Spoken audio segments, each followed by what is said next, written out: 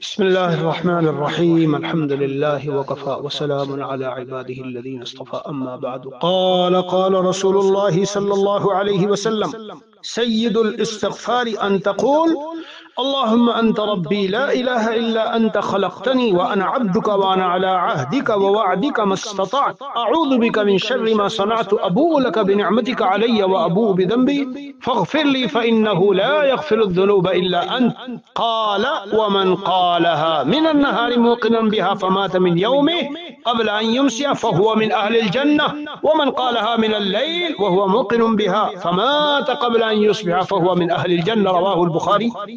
بچوں یہ سید الاستغفار ہے، کیوں نہیں پڑھتے صبح شام؟ ارے میاں معمول بناؤ، عادت ڈالو، جب عادت ڈل جائے گی رہا ہی نہیں جائے گا بغیر اس کو پڑھے ہوئے۔ کتنی عظیم فضیلت ہے، سن رہے ہو کیا فرمایا نبی کریم صلی اللہ علیہ وسلم نے؟ ارشاد فرمایا اے سید الاستغفار، جو اس کا دل سے یقین رکھتے ہوئے، اس کے جو معنی ہے ان کو سمجھو اور ان پہ دل سے یقین رکھو، اللہم انت ربی، آپ ہی میرے رب ہیں، آپ کے علاوہ کوئی معبود نہیں، آپ ہی نے مجھ کو پیدا کیا، الی آخرہ۔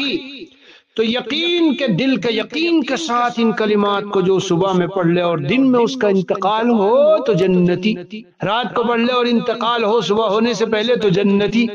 ارے تو دن اور رات ہی میں تو ہوگا ہمارا انتقال، تو زندگی بھر معمول بنو تو ادھر موت آئی ادھر جنت میں گئے۔ اللہ ہم سب کے لیے آسان فرمائے، ہمیں توفیق دے بھائی۔ وصلی اللہ علی نبی الکریم وعلی آلہ واصحابہ اجمعین والحمد للہ رب العالمین۔